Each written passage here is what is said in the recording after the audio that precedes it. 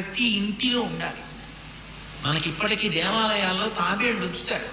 ప్రతి దేవాలయంలో తాబేలు ఉంటుంది. పూర్వం ప్రతి నూటిలో ఒక తాబేలు నుంచేవాడు.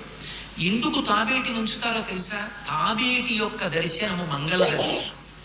తాబేటి వంక చూస్తే మంగళం. అందుకే ఇంట్లో కనీసం తాబేలు బొమ్మ అట్టి ఉంచుకుంటారు. ఉంచుకుని ఒకసారి ప్రయత్నపూర్వకంగా దాని వంక చూస్తారు.